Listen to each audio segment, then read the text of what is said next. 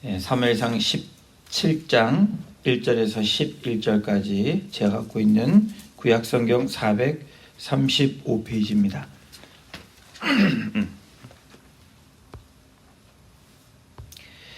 다 찾으신 줄로 알고 우리 1절부터 11절까지 같이 합독하도록 하겠습니다.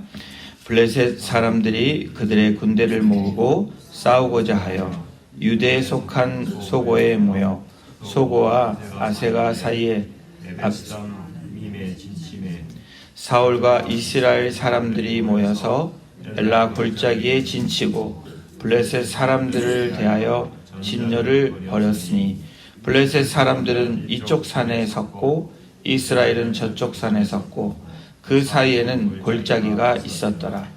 블레셋 사람들의 성을 도는 자가 왔는데 그의 이름은 골리앗이요 가드 사람이라.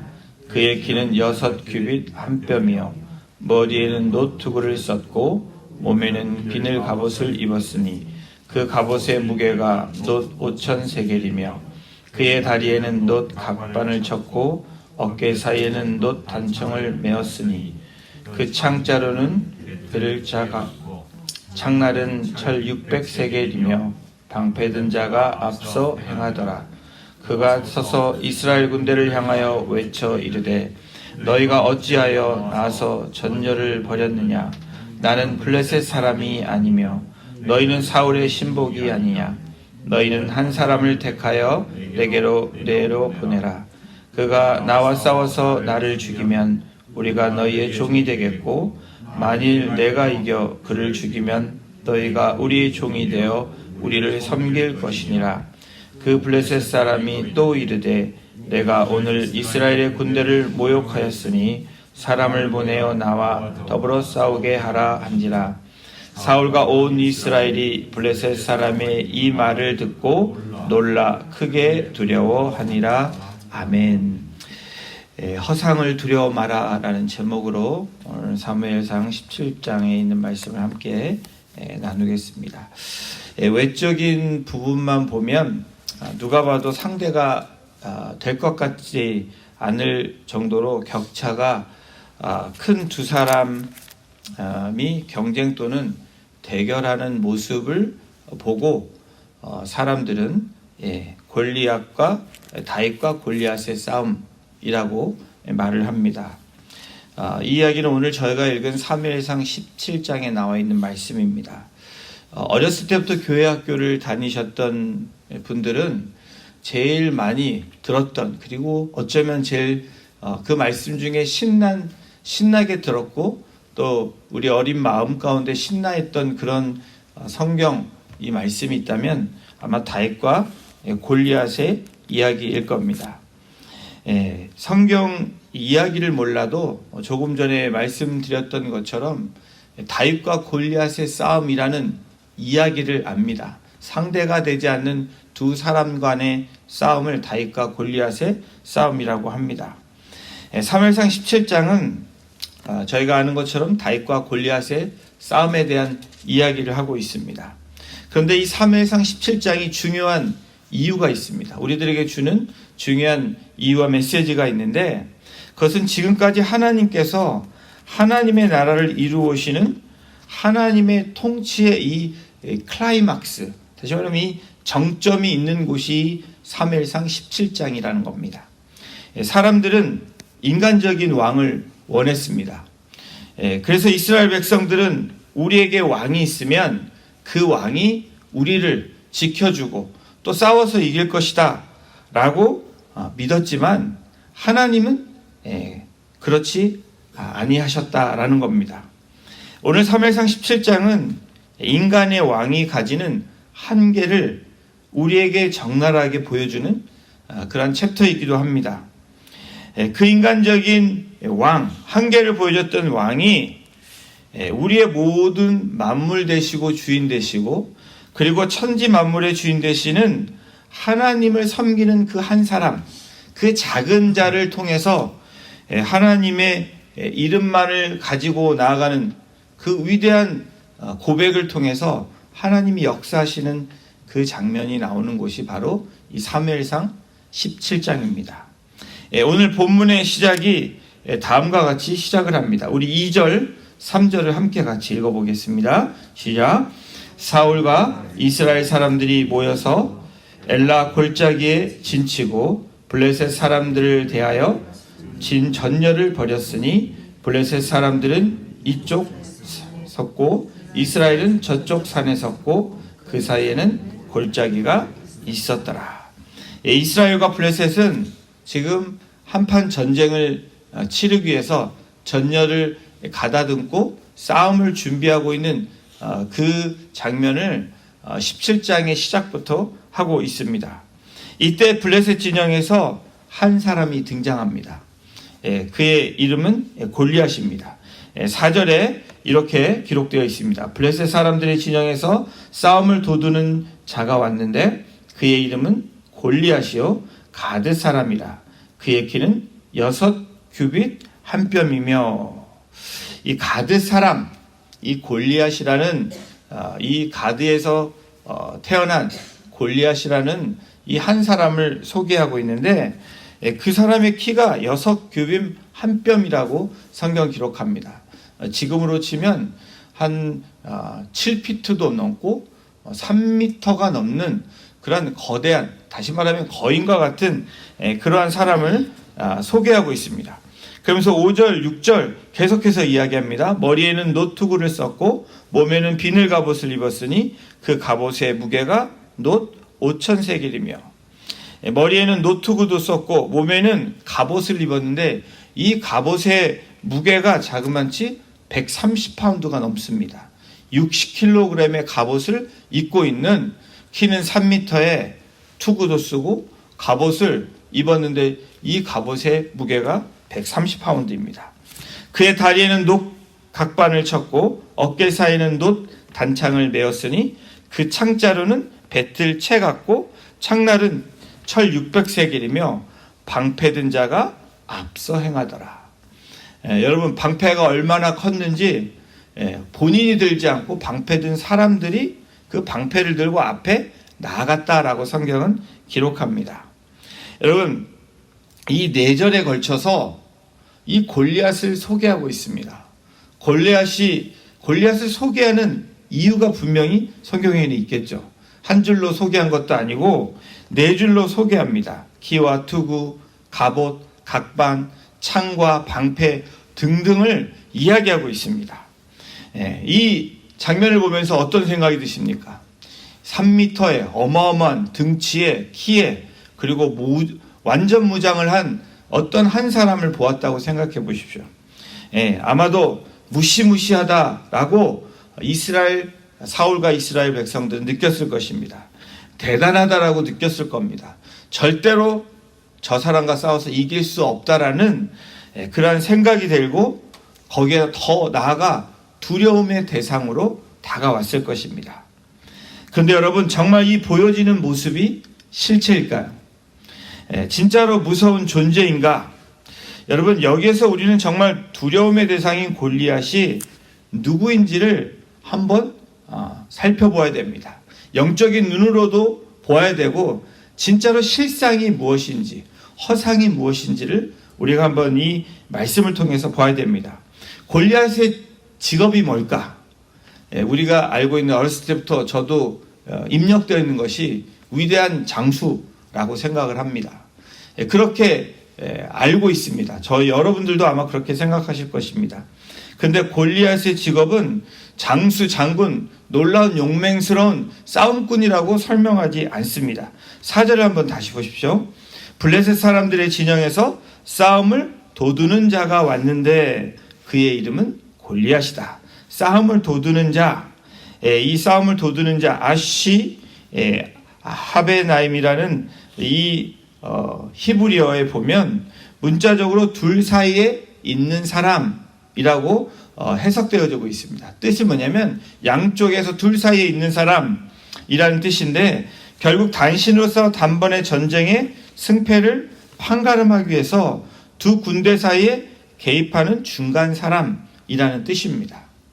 이것을 볼 때 선봉장이라고 얘기할 수도 있고 앞에 나가서 싸우는 사람이라고 이야기도 할 수 있는데, 히브리 문화에서는 절대로 이런 사람이 등장하지 않습니다. 이 학자들이 얘기하기로 헬라 문화에서 나온 사람들이라, 그래서 아마도 거기에서 전래된 것이다, 헬레니즘에서 나온 문화다라고 얘기합니다.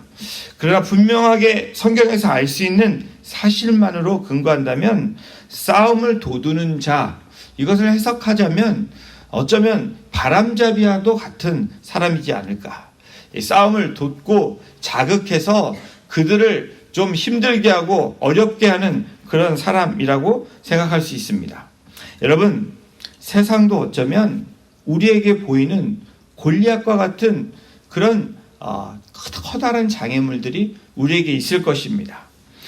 마치 우리들에게 무시무시한 모습으로 무장해서 달려드는 것처럼 우리가 느끼게 되고 겁을 먹게 되고 절대로 나는 이것을 헤쳐나갈 수 없어 라는 생각을 하는 것이 또한 우리들의 삶 가운데 있는 우리들의 모습이기도 합니다. 여러분, 세상은 골리앗같이 우리에게 겁을 줍니다. 그리고 겉모습을 통해서, 보여지는 것을 통해서 우리에게 두려움을 주게 됩니다. 말을 안 들으면 당장이라도 어떻게 할 것처럼 그러한 기세로 겁을 주는 것이 이 세상의 모습이기도 합니다. 아니, 그 뒤에서 어쩌면 꼼수를 부리는 사단의 전략이고 마귀가 우리를 꼬시는, 우리에게 위협을 주는 그 모습이기도 합니다. 이런 대치된 상황에서 긴장감이 흐르고 있습니다. 블레셋 진영에서 가드 사람 골리앗이라는 사람이 나와서 또한 이스라엘 병사들에게, 모습만도 그런데 이 3m 된 거인이, 무장한 사람이 이스라엘을 향해서, 진영을 향해서 소리를 치고 있습니다. 우리 8절을 함께 같이 읽어보겠습니다. 시작. 그가 서서 이스라엘 군대를 향하여 외쳐 이르되 너희가 어찌하여 나와서 전열을 벌였느냐. 나는 블레셋 사람이 아니며 너희는 사울의 신복이 아니냐. 너희는 한 사람을 택하여 내게로 내려보내라. 한판 붙자라고 큰 소리로 외쳐서 겁을 줍니다. 여러분, 골리앗이 이스라엘 향해서 자극하며 도발하고 있는 모습이 8절에 기록되어 있습니다. 그 도발하는 이 말 중에서 이 말, 너희는 사울의 신복이 아니냐. 이 말은 다시 말하면 너희가 세운왕 사울의 신복이 아니냐. 사울, 너 한번 나와봐. 너 아니면 그 이스라엘 진영에서 잘 싸울 수 있는 사람 한번 내보내봐. 나랑 한번 붙자. 라는 이러한 자극을 주는 말이기도 합니다. 여러분, 이 요단강을 건너와서 여리고성과 대치했을 때, 여러분, 이스라엘 군대가 싸웠습니까? 하나님이 싸웠습니까? 우리는 기억합니다. 하나님이 여리고성을 싸워서 함락시켰습니다. 아모리 왕 시온과 바산 왕 옥을 여러분 누가 물리쳤습니까? 하나님께서 싸워 이기셨습니다. 이스라엘 백성들이 군대가 나온 것 같지만 하나님이 이긴 싸움입니다. 그런데 이러한 이스라엘을 골리앗이 모욕하고 있습니다. 너희는 사울의 신복이 아니냐, 하나님의 백성이 아니냐, 하나님의 군대가 아니냐라고 얘기하지 않고 사울의 신복이라고 이야기하고 있습니다. 그러면서 10절에 이렇게 기록합니다. 그 블레셋 사람이 또 이르되 내가 오늘 이스라엘의 군대를 모욕하였으니 사람을 보내어 나와 더불어 싸우게 하라. 이스라엘을 모욕한 것을 이 골리앗은 알고 있습니다. 이스라엘은 누구의 백성이고 누가 주인인지를 이 골리앗도 알고 있다라는 겁니다.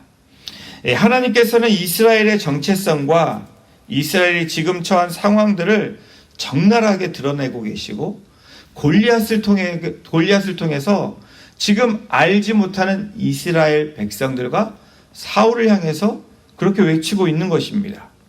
이때 사울과 이스라엘이 어떤 모습인지 11절에 성경은 이렇게 기록하고 있습니다. 우리 11절을 같이 함께 읽겠습니다. 시작.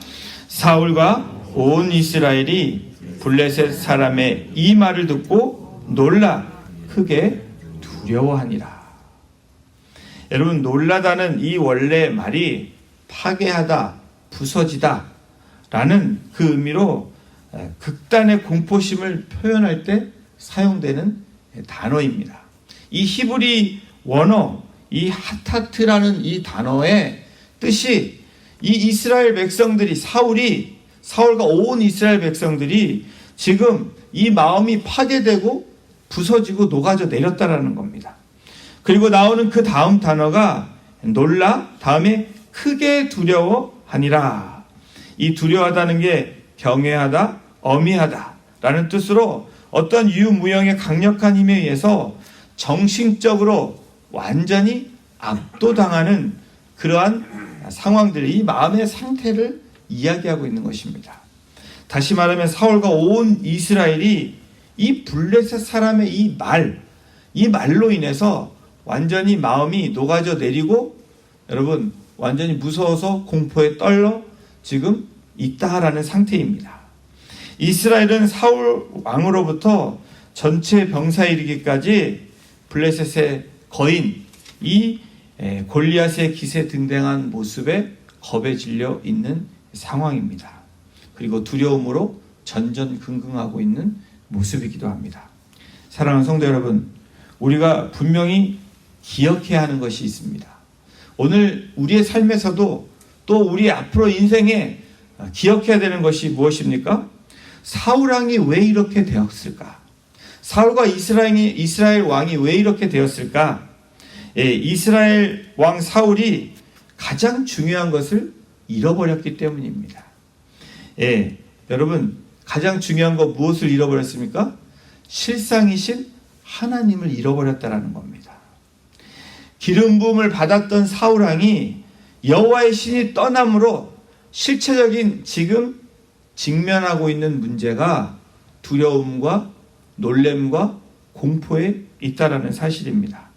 여러분, 그리고 허상인 골리앗만 보고 두려워하고 있다라는 사실입니다. 여러분, 우리가 기억해야 되는 것이 무엇입니까? 저와 여러분의 삶에서도 여러분, 허상이 우리가 보여지는 것이 다 실상이 아니라는 겁니다. 여러분, 보여지는 이 세상이 실상으로 믿는다면, 생각한다면 여러분, 우리는 엄청난 착각 속에서 살고 있다는 겁니다. 여러분, 실상은 무엇입니까? 여러분, 보이지 않는 것을 볼 수 있는 그 믿음이 진짜 실상입니다. 영원한 나라를 바라보는 것이 우리가 살아가야 되는 실제적인 상황이고 삶이라는 겁니다. 여러분, 이 17장 사실 내일부터 다음 주 월요일까지 계속 17장이 갑니다. 그리고 화요일날 새롭게 사무엘상 18장부터 시작되는 걸로 제가 알고 있는데, 여러분, 이 다음 주에 나오는, 내일부터 나오는 한 소년의 이야기, 여러분, 다윗을 통해서 하나님께서 통치하시고 다스리는 장면이 나옵니다. 여러분, 약한 자를 통해서 강한 자를 부끄럽게 하시는 하나님의 그 역사가 이 사무엘상 17장에 등장하고 있는 것입니다. 그 중에서 사무엘상 17장 43절을 여러분 혹시 성경을 통해서 우리 같이 한번 읽어보길 원합니다. 제가 17장 43절을 읽어드리겠습니다. 블레셋 사람이 다윗에게 이르되 내가 나를 개로 여기고 막대기를 가지고 내게 나왔느냐 하고 말하고 있습니다. 골리앗이 자기 스스로를 고백하고 있는 장면입니다. 여러분, 다윗이 어떤 모습으로 나옵니까? 골리앗과 싸울 때 막대기와 물맷돌만 가지고 나옵니다. 여러분, 이 모습 무엇입니까? 갑옷을 입지도 않았습니다. 투구도 하지 않았습니다. 원래 모습대로 나옵니다. 여러분, 나를 개로 여겼다.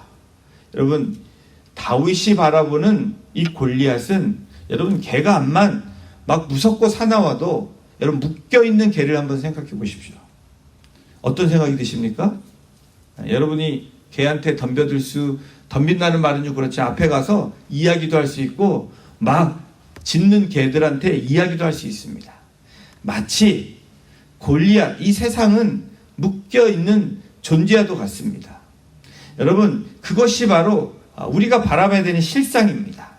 그냥 두려움의 실상이 아니라 묶여있는 것을 보아야 되고 그것을 누가 통치하는지를 바라봐야 되는 것, 그것이 우리가 바라봐야 되는 실상이라는 겁니다.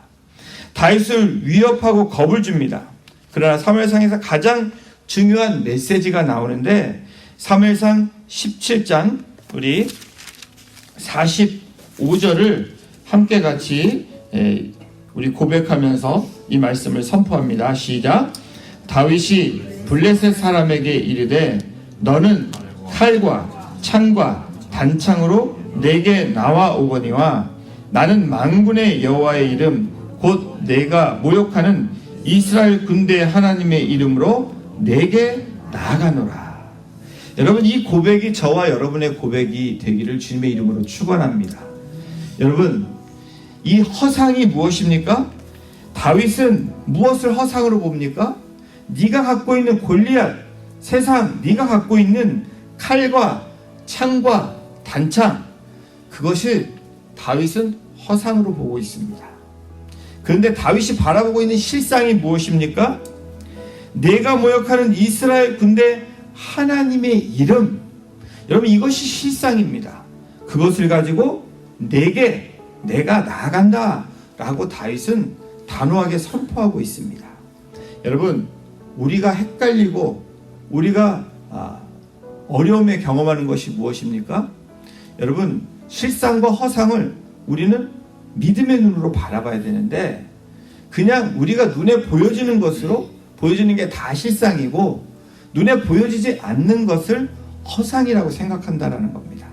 그런데 여러분, 하나님의 이름으로 나아가는, 하나님을 나의 하나님으로 고백하고 나아가는 저와 여러분들의 실상은 무엇입니까? 보이지 않는 것을 바라볼 수 있어야 그것이 진짜 실제의 모습이라는 겁니다. 그것이 믿음이라는 거예요.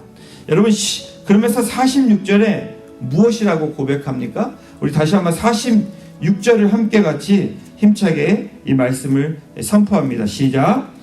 오늘 여호와께서 너를 내 손에 넘기시리니 내가 너를 쳐서 내 목을 베고 블레셋 군대의 시체를 오늘 공중의 새와 땅의 들짐승에게 주어 온 땅으로 이스라엘 하나님이 계신 줄 알게 하겠고. 여러분, 이것을 바라볼 수 있는 믿음, 그것이 우리가 바라봐야 되는 실상입니다. 오늘 여호와께서 너를 내 손에 넘기시리니, 오늘 이 고백이 저와 여러분의 고백으로 이 말씀을 붙잡고 나아가기를 주님의 이름으로 축원합니다. 그래서 저와 여러분들, 세상이 우리를 파도처럼 또 우리를 우는 사자와 같이 우리를 덤벼들지라도 여러분, 우리가 봐야 되는 실상이 무엇입니까? 하나님께서 개를 목에 걸어서 묶어 놓은 것처럼 우리에게 덤벼드는 것 같지만 덤벼들 수 없는 존재라는 것을 우리가 선포해야 된다는 겁니다. 바로 46절에 있는 말씀처럼 오늘 여호와께서 너를 내 손에 넘기시리니, 이미 싸움은 주님의 이름으로, 하나님의 이름으로 나아가는 자들에게는 이미 그 싸움이 승리의 싸움이라는 것을 말씀해 주고 있는 것입니다. 이스라엘의 하나님이 계신 줄 알게 하겠고, 바로 저와 여러분들의 삶은 그 하나님을 알리는 통로로, 그 하나님을 전하는 그 매개체로 우리를 사용하시기를 원하신다라는 겁니다. 그런데 여러분, 두려워 떨고 우리가 세상에 묶임을 당하면 안 된다는 겁니다. 우리는 그리스도 안에서 자유함을 갖고 다윗과 같이 막대기와 물맷돌을 갖고 나아가지만 여러분, 그 싸움은 승리의 싸움이라고 우리에게 약속하고 계십니다. 사랑하는 성도 여러분, 눈에 보여지는 것이 그것이 실상이 아니라는 겁니다.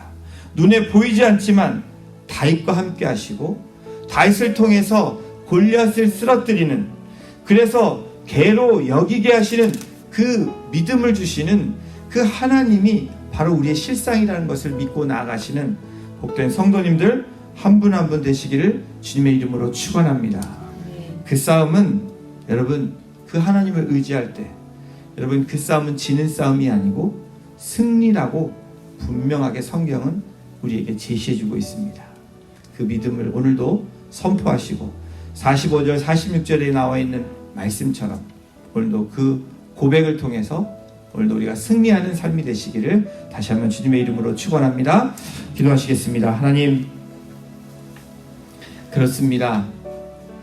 골리앗과 같은 세상이, 또 골리앗과 같은 그 위험 요소가 우리에게 사자같이, 우는 사자같이 덤벼들지라도 여러분, 하나님께서 우리에게 말씀해 주신 그 말씀을 붙잡고 그것은 실상이 아닌 허상임을 예수 그리스도의 이름으로 담대하게 나아갈 수 있는 우리 성도님들 한 분 한 분 될 수 있도록 하나님께서 오늘도 그 고백을 통하여서 다윗의 고백이 나의 고백이 되게 하심으로 오늘도 실상이신 하나님을 의지하며 승리하는 우리 모든 성도님들 한 분 한 분 될 수 있도록 하나님께서 인도해 주시옵소서. 감사드리며 예수님의 이름으로 기도드렸습니다.